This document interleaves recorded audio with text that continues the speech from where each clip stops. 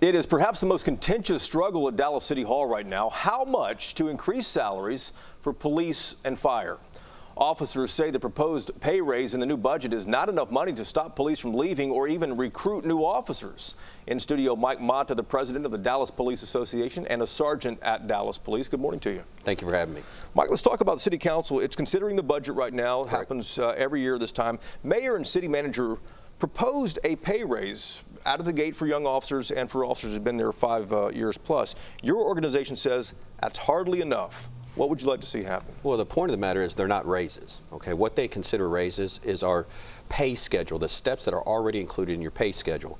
So when I was hired on day one, these steps, which are like longevity steps, were already in place. The problem is when your pay scale, when your starting salary, when I started years ago, was already 25 to 30% below the market, even though your pay is increasing, it's not increasing at the rate to keep up with the areas, with the cities around the DFW area. So you're never catching up. You're always behind. And then the 4 years that the city froze our steps, put us behind another 20%. What's the answer here? Because the department is down 800 officers. The city of Dallas hasn't been able to keep up with these other suburban departments. Fort Worth, Mesquite, Plano, they all pay more than Dallas. What's the answer? Well, and they pay exceptionally more. It's not, I don't think no officer, and I've talked to, trust me, dozens and dozens, no officer expects us to be number one. This is a large city with a lot of responsibilities. And for a long time, the pension was the attractive thing here. Exactly. When I was hired, that was the number one thing they sold. The city sold to us. We have this amazing pension. We're going to pay you a low pay, but after your 25 years, you're going to have this amazing pension. Well, that amazing pension is no longer amazing. It's barely adequate, and we still have low pay. So what's the answer then, do you think? You have to increase pay. You have to increase pay, or we're going to continue to go down the same road. So we're going to hire officers, spend $155,000 to train them. They're going to come here for a year and then go to Garland, go to Frisco. The city has what 60% of its total budget going to public safety.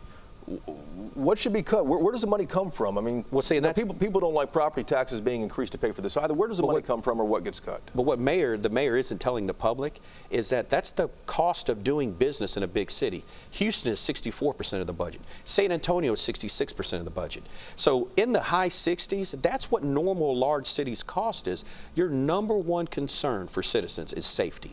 So public safety should be your number one cost in the city. No company's going to come to unsafe city. Mike, we heard from a moment ago, just briefly here, I want to ask you about this, a moment ago from the district attorney here, reaction to the murder conviction of former Balch Springs officer Roy Oliver. I think every officer knows the responsibility that is placed upon them when they take the oath of office.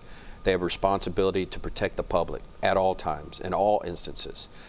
We have to do our best to make the best decision possible. And when you make that decision, when you decide to pull that trigger, you're responsible for every single bullet that comes out of that gun. Do you agree with what the jury decided? I think that Mr. Oliver made a grave mistake, and those mistakes come with consequences. And we're out of time, but I do want to ask you about this. Chief Renee Hall, she's celebrating her first-year anniversary at DPD. I'm just curious what kind of grade you would give her in her first 12 months. Well, I think she's doing the best job that she can with what she has, and that's what's unfortunate about this.